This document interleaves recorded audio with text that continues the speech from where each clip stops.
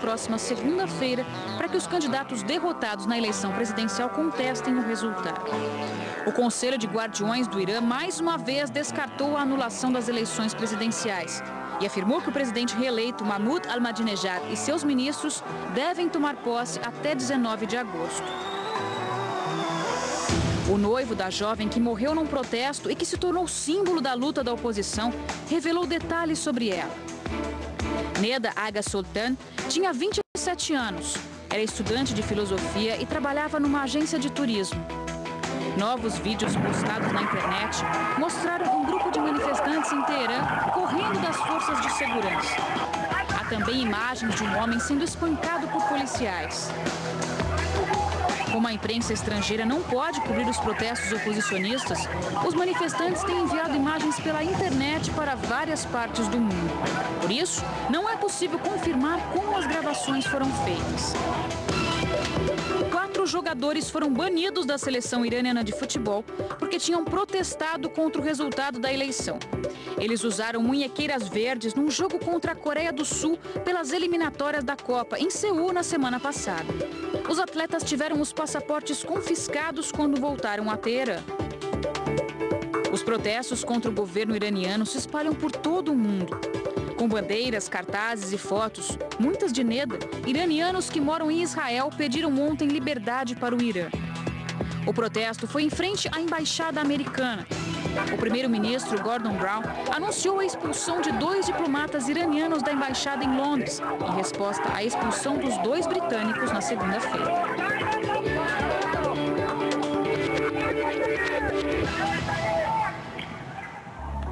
Agora, tem uma palavra que a gente entende aqui no Brasil, que é essa coisa de jeitinho, né? Cada um dá o seu jeitinho. É mesmo. Para evitar que coisas que a gente não concorda com elas, né, possam ser modificadas. Lá no Irã, mesmo com toda essa repressão, o pessoal também encontrou um jeitinho de burlar essa falta de liberdade de expressão. E eles estão conseguindo, mesmo com todas as proibições de televisões, de comunicação, de jornal, quer dizer, eles estão conseguindo mostrar para o mundo o que está acontecendo no país, através da internet, através do telefone celular, né? E eles têm se comunicado, têm se conectado. Quer ver? Dá uma olhada. O Irã é o 3º país mais intolerante do mundo. As mulheres no Irã, apesar de serem uma força de trabalho muito grande, elas não têm legalmente os mesmos direitos que os homens. O que eu percebo é que essas pessoas que estão lá não podem dar vazão ao seu verdadeiro potencial. O cineasta iraniano Flávio Hasek tem vivido os últimos dias em frente ao computador. Com tios e 10 primos morando no Irã, enfrenta dificuldades para se comunicar com os familiares desde o dia 12, quando começaram os protestos contra o resultado das eleições presidenciais. Você consegue se comunicar com eles com frequência? Eu conseguia antes, assim, eu conseguia conversar com eles antes, eles estão nesses sites de relacionamento, que é o mais popular do Brasil, pois é. Esse site é também o mais popular no Irã. Esse aqui é muito engraçado. O Irã é o país que tem o maior número de blogs por habitante no mundo. Tem 300 mil blogs no Irã e tem 100 mil blogs ativos que funcionam o tempo todo. Por que isso? Porque, na verdade, não tem liberdade de imprensa. Flávio é filho de iranianos que vieram para o Brasil em 1967. O Irã, que o cineasta conheceu das histórias que os pais contavam, era bem diferente do Irã repressor de hoje.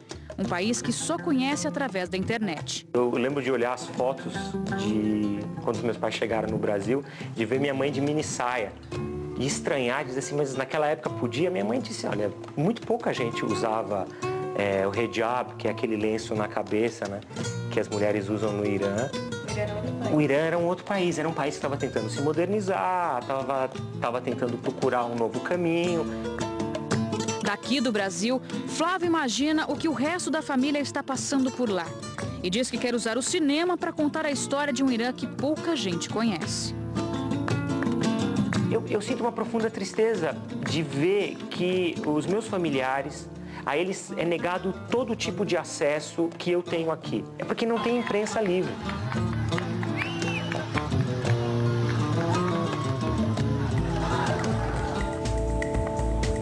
Nós aqui já tivemos uma época que o Louro era muito jovem para isso, mas que a repressão existiu, a imprensa forte, também né? forte, né? Então a gente sabe, quem viveu os anos 70, sabe bem o que significa isso. Não sei se com tanta violência, acho que não, com menos violência, mas com a mesma intolerância, né? Aí eu convidei o Flávio, que é o nosso cineasta da matéria. Bom dia, Flávio. Muito obrigada, viu, por ter vindo. E convidei também a Márcia, que é conhecedora profunda do Irã, jornalista, doutora em História e autora do livro A Travessia do Albatroz, que fala do Irã. Eu, inclusive, trago aqui para você. Você é brasileira de nascença? Sou brasileira, mas conheci um refugiado iraniano que veio para o Brasil após a Revolução Islâmica, porque a situação se tornou insuportável. E eu peguei a história desse rapaz e escrevi esse livro, e ele não pode aparecer, certo? Inclusive, aqui ele está de costas. Ah, ele não pode... Não pode aparecer porque ele tem medo de repressão, mesmo estando fora do Irã. Ele estava no Brasil já há 20 anos, mas ele teme a cultura do medo. Sim. Quer dizer, os familiares dele lá no Irã possam ser perseguidos. Mesmo não morando lá, quer dizer, você também. Eu acho que a minha produção estava me contando que você está sendo muito corajoso em vir aqui, porque eles não se mostram, né? Porque tem medo do que possa acontecer com os familiares, com os seus familiares lá. É isso. E você topou vir falar com a gente? Claro. Por quê? Na verdade, assim, eu sou Bahá'í, membro da comunidade Bahá'í. O que é ser um Bahá'í? Na verdade, assim, a fé Bahá'í é uma religião que nasceu no Irã, no século XIX.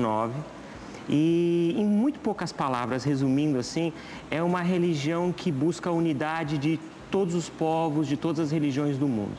Então, é uma religião que não tem clero, que acredita na igualdade de direitos entre homens e mulheres. Imagina isso no Irã. Esse é um dos a mulher é segregada, dos princípios fundamentais dos Bahá'ís.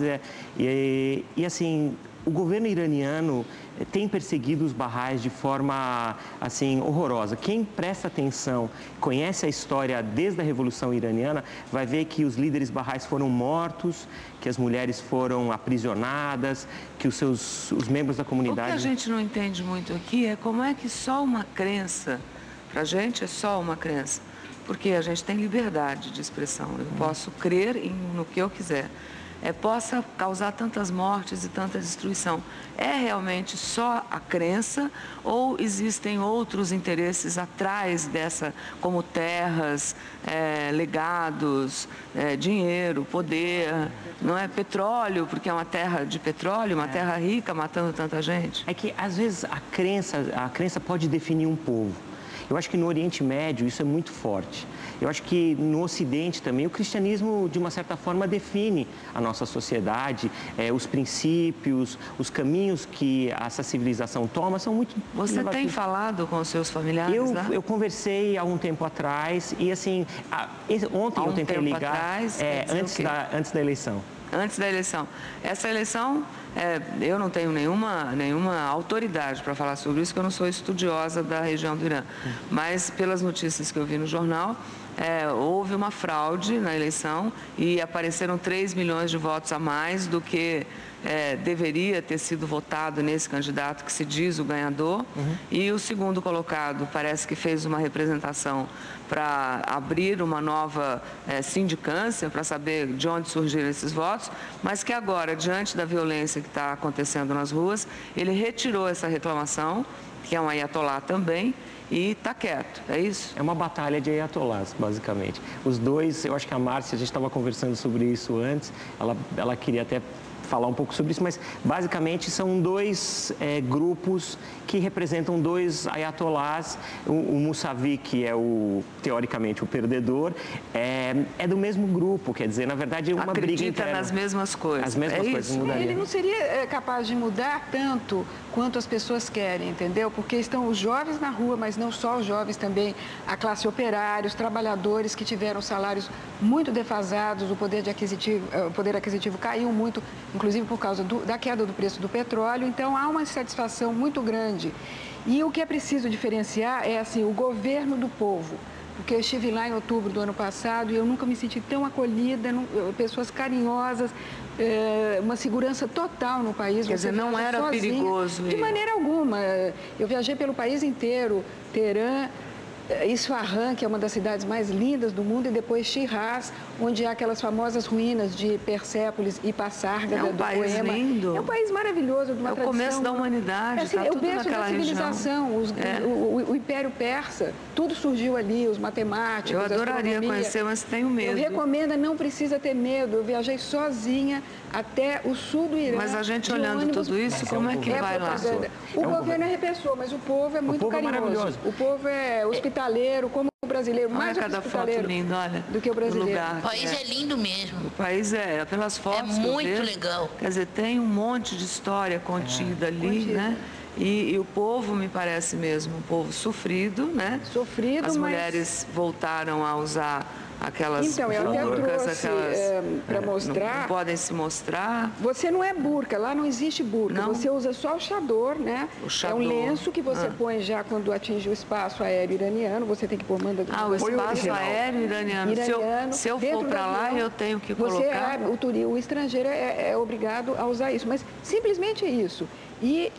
Mas a mulher iraniana usa o quê? Usa isso também. Algumas usam uma roupa mais comprida até os pés, as mais ortodoxas. Agora, depois de um tempo, daquela história em Roma, faça como os romanos, o chador fica caindo, o lenço cai o tempo todo, e aí eu comprei esse... É assim que elas usam. E aí fica já num lugar, quer dizer... Num lugar fresquinho. Você não pode mostrar também aqui, essa parte, você tem que... Não pode mostrar ombro também. Ombro, quer dizer, isso que a gente está vendo um pouco o corpo todo coberto. Corpo coberto. Agora, as moças, elas não usam assim. Elas já puxam mais para trás e mostram o cabelo, pouco do cabelo, com mechas e vai caindo cada vez mais, para um dia elas poderem retirar Mas elas trabalham fora, elas são uma força de trabalho no país. São. E mesmo assim... 60% da população das universitárias é de mulheres. E essa transformação aconteceu por causa da guerra do Irã-Iraque. Na época morreram muitos jovens e acabou, naturalmente, as mulheres sendo obrigadas a trabalhar e ocupar os postos. Os seus parentes não têm vontade de vir para um país livre, seja ele Brasil? Olha, todos os meus parentes barrais abandonaram o Irã por causa da perseguição. Os barrais não têm direito a fazer faculdade, não têm direito à pensão e aposentadoria. Quer dizer, a fé Bahá'í é a maior minoria religiosa do Irã e, assim, são totalmente perseguidos e segregados. E os meus parentes que são muçulmanos, eles estão no Irã, eles vivem, trabalham e tal, só que eles vivem sempre sob aquele medo, aquela tensão. Correm perigo de vida.